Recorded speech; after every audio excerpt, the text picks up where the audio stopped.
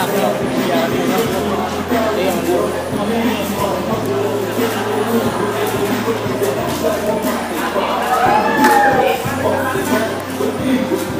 ังเบิ่งอยู่แม่มันเดี๋ยวเขาแล้ว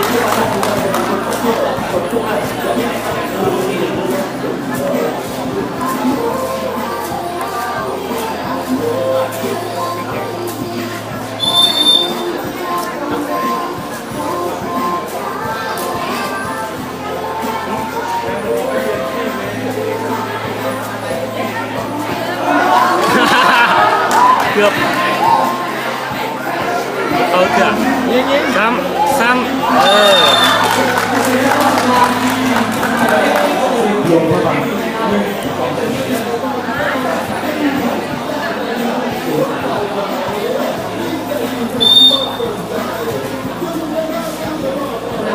เอาเซ็กซี่ในแกนสองทีมเลย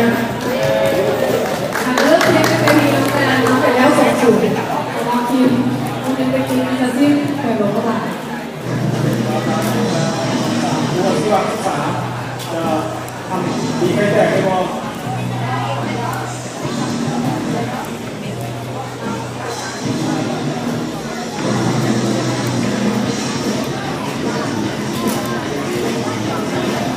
แล้ว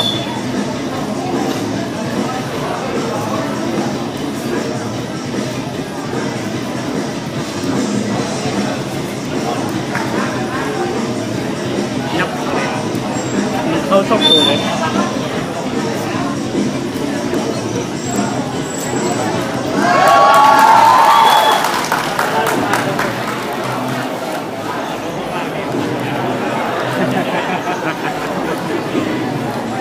โอ้คนจักเลยไหมจักเลย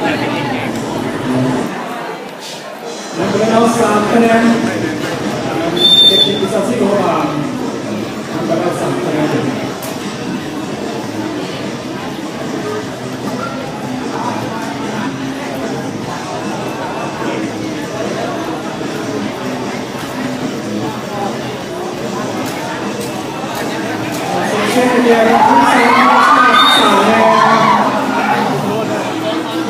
เขาส่งตัวฟาว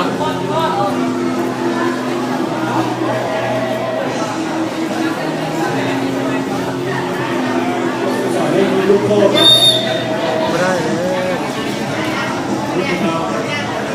พออยู่อ่ะแค่นี้คนแต้มเลยบอกรถท้องได้ครับได้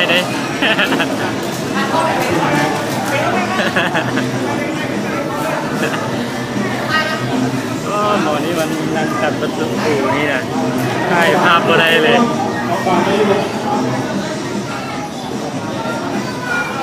ดูทางชายสายสัตว์สลับ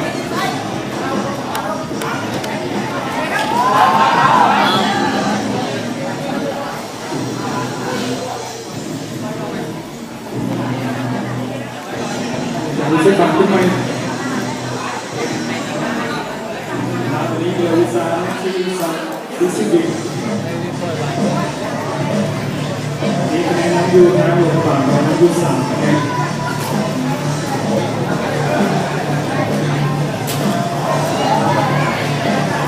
ขอบคุณสีเนาะ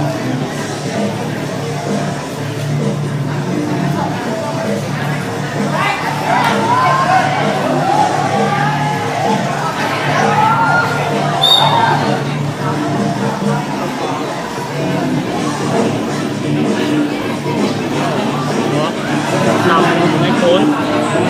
เอาไปทำในโคนเราจะฟาว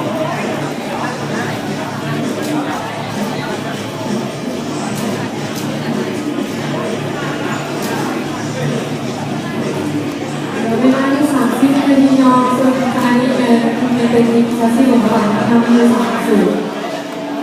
เขาก็ลงมาทำซาซิโกะ4-4อีกเป็นในโบว์